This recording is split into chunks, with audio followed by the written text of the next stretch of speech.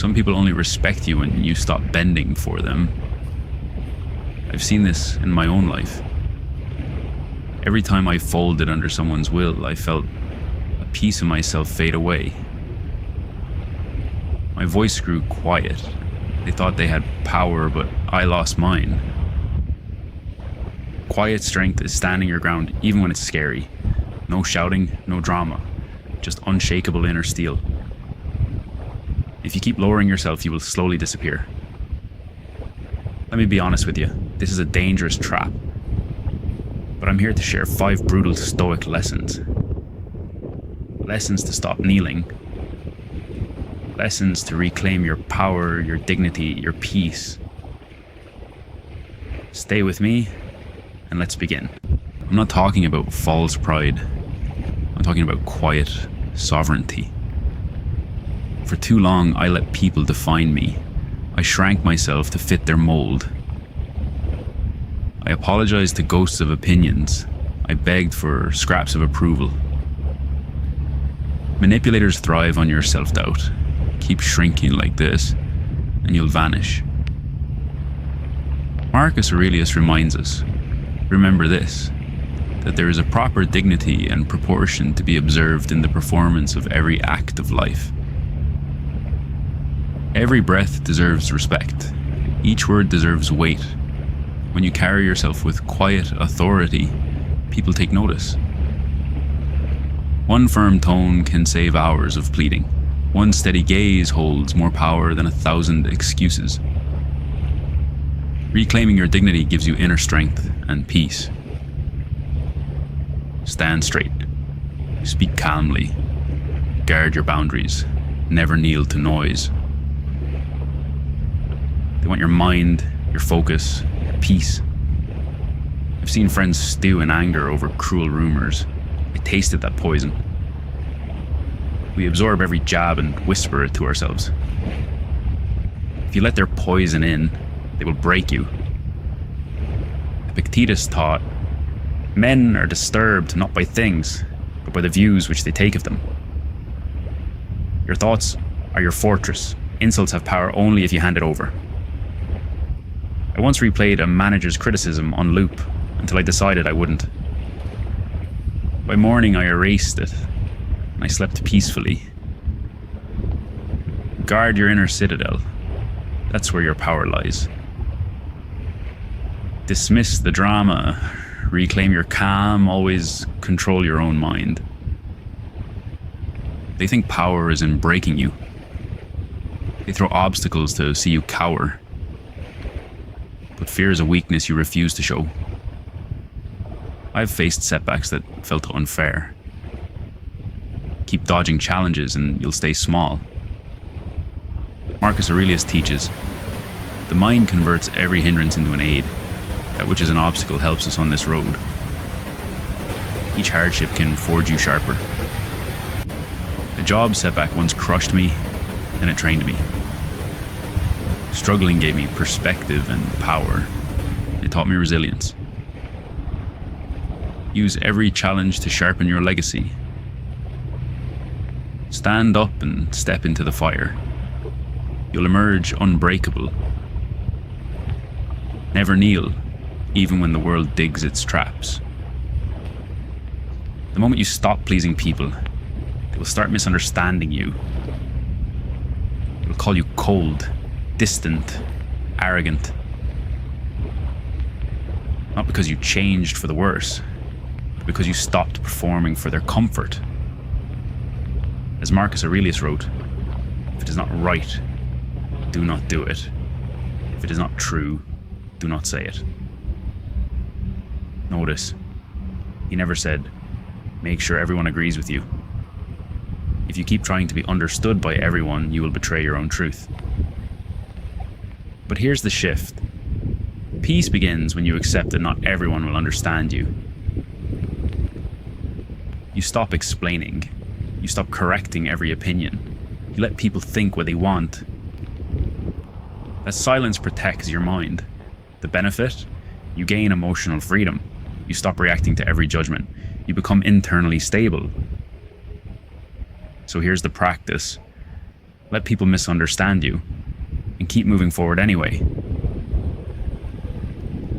Because the more you accept being misunderstood, the less control others have over you. And once you stop fearing misunderstanding, you unlock the final lesson, the one most people never reach. At the highest level, self-respect demands one thing: the ability to stand alone. No approval, no validation, no safety net of belonging. Because the moment you need others to feel secure, you give them power over you. As Epictetus said, no man is free who is not master of himself. And mastery begins when you are no longer afraid of being alone. If you keep clinging to people, you will accept disrespect just to avoid isolation. But here's the shift. When you become comfortable standing alone, you become impossible to control. You choose connection, but you do not depend on it. That is true power. Not loud, not aggressive, but unshakable. The benefit: you become independent. You stop tolerating disrespect. You attract people who respect your standards. So here's the practice. Spend time alone and learn to enjoy your own presence. Because when you can stand alone, you never kneel again. And now it's time to bring it all together.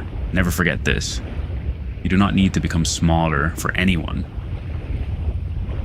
Not for approval, not for attention, not for love.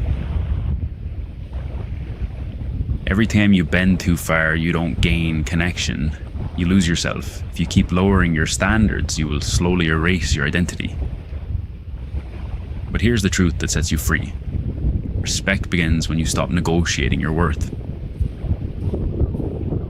The Stoics didn't teach arrogance, they taught alignment, to live by your values, to stand firm in your character, and to walk away when respect is not returned. So start today. Say less, explain less, please less, stand more. Look at your reflection. Is that actually you? Or just a curated ghost of who they told you to be? We've been fed a beautiful, poisonous lie. Society didn't design you for happiness. It designed you for maintenance. You are a cog in a machine that feeds on your exhaustion and your silence. Most people will spend their entire lives chasing a shadow that doesn't exist, waiting for a permission slip that will never come. But today, we are ripping the veil off.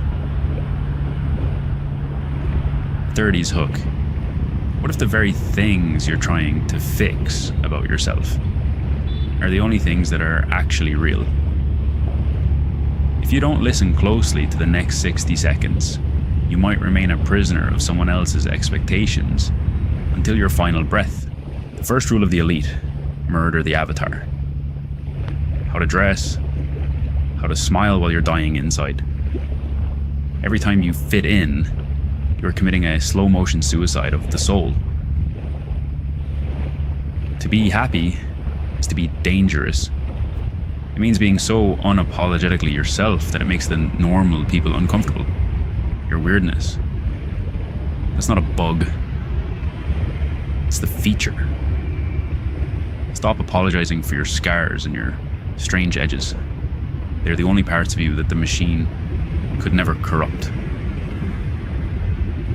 But being yourself is just the bait. The real trap. It's the voice in your head whispering that you aren't perfect enough to even begin the fight.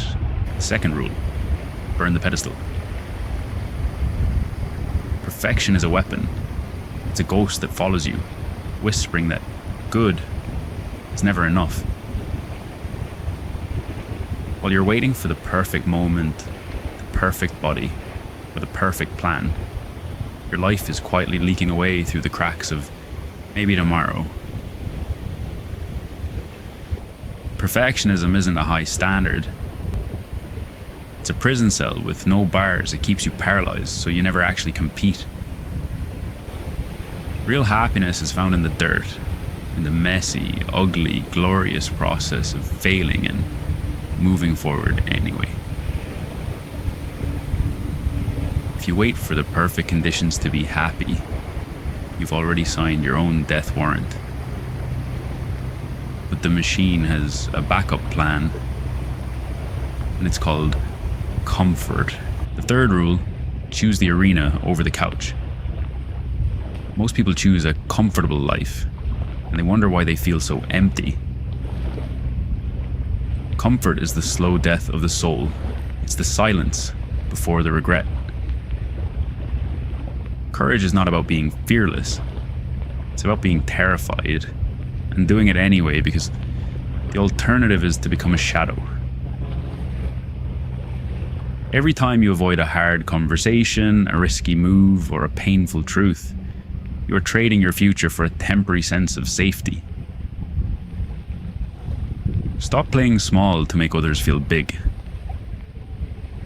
The safest place for a ship is the harbor, but ships were built to be destroyed by the ocean. Are you ready to see what happens when you finally stop protecting your safety? The fourth rule: build a fortress of silence. Your peace of mind is the only thing the world cannot take from you, unless you hand them the keys. We live in an age of digital noise and emotional vampires. They want your attention because they can't find their own. You don't owe anyone your time. You don't owe anyone your energy. And you certainly don't owe them an explanation for your boundaries. Protecting your peace means walking away from what disturbs your spirit, even if it's a job, a friend, or a memory you've held for a decade. Silence isn't empty. It's full of the answers you've been running from. If you can't sit alone in a quiet room for 30 minutes, you aren't free. You're just a puppet waiting for someone else to pull the strings. The final rule: weaponize gratitude. Most people think gratitude is a soft emotion. They are wrong. Gratitude is a radical act of rebellion against the world that wants you to want more. The system depends on your dissatisfaction. If you are happy with what you have, you are uncontrollable. Start noticing the air in your lungs, the strength in your hands, the fact that you are even alive to hear this. It's not about being positive. It's about being present. When you stop chasing what's missing, you finally realize that the treasure has been buried under your feet the entire time. You've spent your life waiting for the storm to pass. But the storm is where you learn how to fly. The simulation is over. You don't need a perfect life to be happy. You need a purposeful one. You don't need to have it all figured out. You just need to have the courage to take the next step into the unknown. The cage door has always been open. Will you walk through it, or will you wait until your final breath to wish you had? The choice: most people don't have an anger problem. They have a weakness problem. They get offended easily. They react instantly. They let other people control their emotional state, and then they call it personality. But here's the uncomfortable truth. If someone can make you angry, they can control you. 2,000 years ago, Stoic philosophers understood something most modern men still ignore. Emotional control is power. In this video, you'll learn 6 habits that will make you unbreakable. Not cold, not emotionless, but untouchable. And if you miss even one of them, you will keep losing battles you don't even realize you're fighting. Let's begin. The first habit is simple. Delay your reaction. Anger is fast. Strength is slow. When someone insults you, disrespects you, or provokes you, your body reacts before your mind does. Heart rate rises, muscles tighten, Words rush forward. And here's the danger: the faster you react, the easier you are to manipulate. Most people believe power means responding immediately, but Stoic discipline teaches the opposite. Power is the ability to pause, to breathe, to choose. In that pause, something extraordinary happens. You separate the event from your interpretation of it, and that is where freedom lives. If you cannot delay your reaction, you will always be emotionally predictable, and predictable people are easy to break. So the next time someone tests you, say nothing. Wait. Let the silence make them uncomfortable, because the one who controls the pause controls the situation. Habit 2. Refuse to personalize everything. Most anger comes from one silent assumption: this is about me. Someone is rude, someone disagrees, someone criticizes you, and instantly your ego translates it into an attack. But here's the dangerous truth: the more you personalize, the more you suffer. People act from their own fears, their own stress, their own insecurities. Most of the time, their behavior has nothing to do with you, yet you carry it as if it were yours. And here's the hook you must understand: if every comment can shake you, you are emotionally owned by strangers. Stoic discipline teaches this: you are disturbed not by events, but by your judgment about them. When you stop assuming everything is personal, anger loses its fuel. Imagine how dangerous you become when insults no longer penetrate you, when criticism becomes data, when disrespect becomes information. Because once you stop making everything about your ego, you become very hard to provoke and very difficult to break. Habit 3. Lower your expectations of people. Here's a truth most people resist: you're angry because you expect too much. You expect people to be fair, to be logical, to be mature, to behave the way you would behave. And when they don't, you feel betrayed. But here's the dangerous pattern: unrealistic expectations create predictable disappointment, and predictable disappointment creates constant anger. Stoic wisdom teaches something radical: expect people to act according to their nature. Some will be impatient, some will be selfish, some will be careless. That is reality. Here's the hook you cannot ignore: if you demand maturity from immature people, you will live in permanent frustration. Lowering expectations is not pessimism, it is strategic clarity. When you expect less, you react less. When you react less, you suffer less. And once you stop being shocked by human behavior, you become emotionally stable, which leads to the next level of strength. Habit 4. Train emotional endurance. Most people avoid discomfort.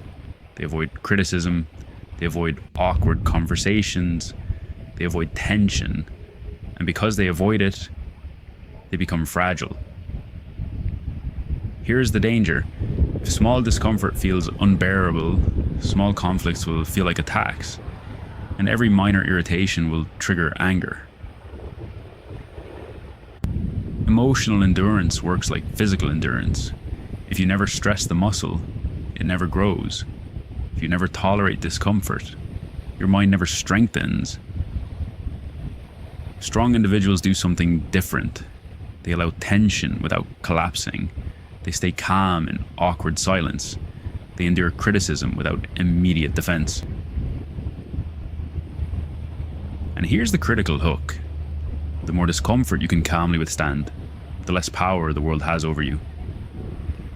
Anger often appears when endurance ends, but when your endurance expands, provocation loses its effect. You don't explode, you observe.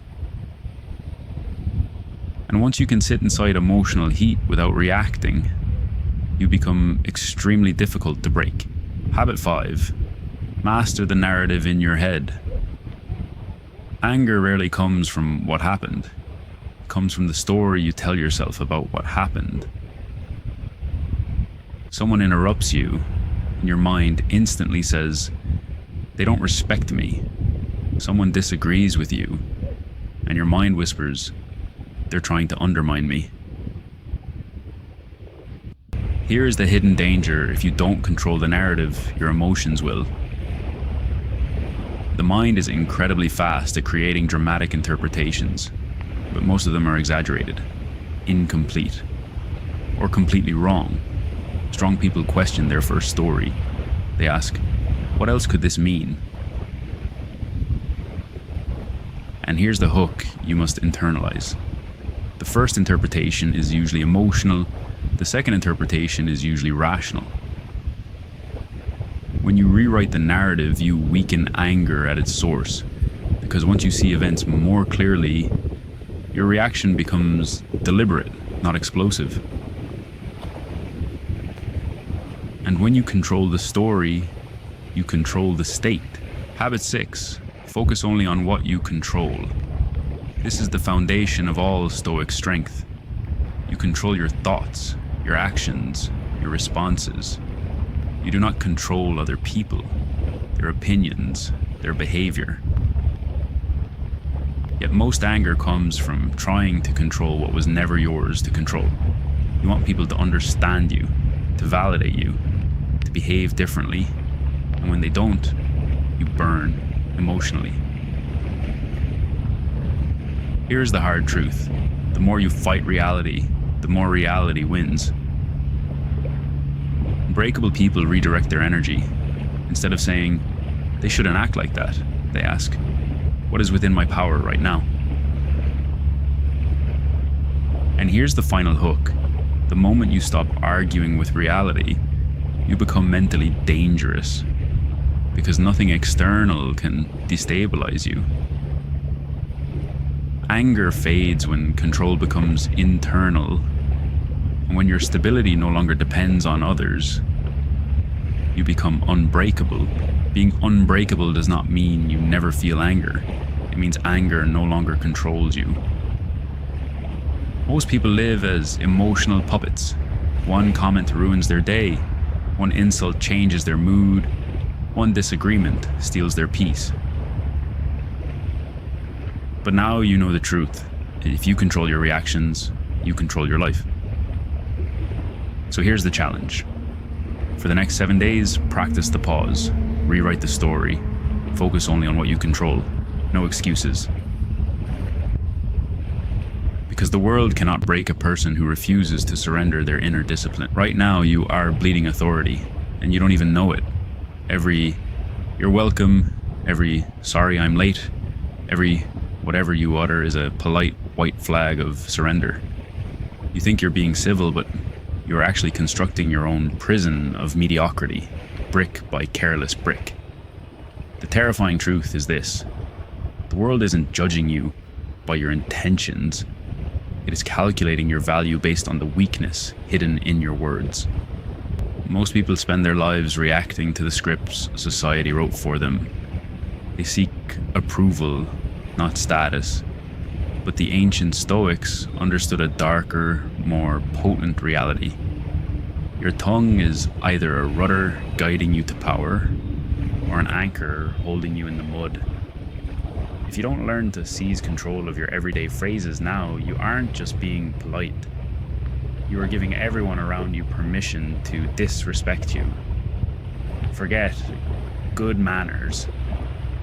We are about to execute a psychological surgery on your vocabulary. Are you ready to stop being the puppet and start becoming the master of the conversation? Think of the last time someone thanked you. You automatically said, "You're welcome." You think you were being polite, but you actually just dismissed your own value. In that microsecond, you confirmed that your effort was expected, your time was free. It's a subtle act of self-sabotage. If you don't stop minimizing your contributions with automatic pleasantries, you will always be seen as a convenience, not a resource.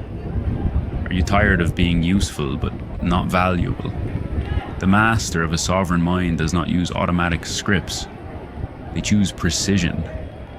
The next time someone gives you a compliment or recognition, use a phrase that shows appreciation without the need for false modesty. Thank you. That means a lot. This doesn't lower your status.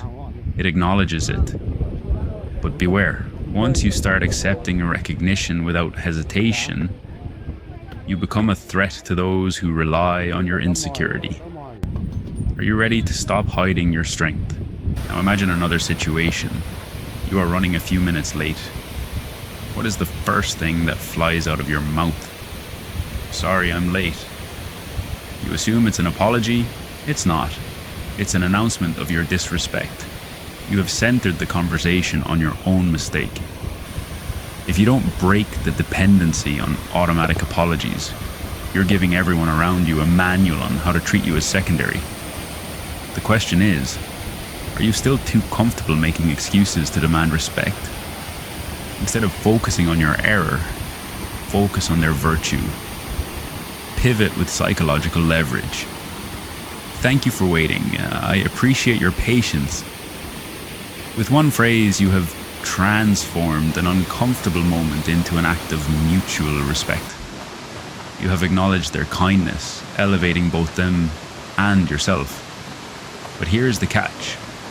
A sincere reframe like this only works if you stop being late. Are you prepared to back up your words with action? Or are you just manipulating the moment?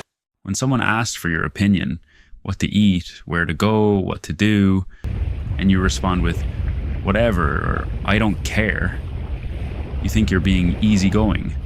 In reality, you are broadcasting a lack of direction. You're telling the world you have no skin in the game. A Stoic never drifts, they steer. If you keep surrendering your choices to others, you are training them to ignore your presence entirely. Are you ready to stop being a ghost in your own life? Flip the script. Instead of sounding indifferent, sound intentional. Say, you choose. I trust your taste. With one sentence, you've moved from being indecisive to being a leader who empowers others. You've shown calm confidence and high-level trust. But notice the danger. Trust is a gift, not an escape. If you use this to avoid responsibility, you are weak. If you use it to build a bond, you are a master. Which one are you?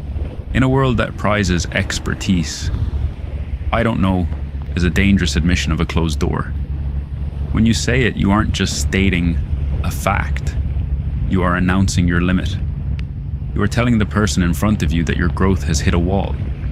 Stoicism teaches that we are not defined by what we know, but by our capacity to learn. If you keep labeling yourself by your ignorance, you will stay exactly where you are, small and replaceable. Are you ready to stop being limited by your current shadow? The next time you are faced with a task beyond your reach, don't retreat. Pivot. Say, I can learn it quickly. This doesn't just promise a result, it broadcasts an invincible mindset.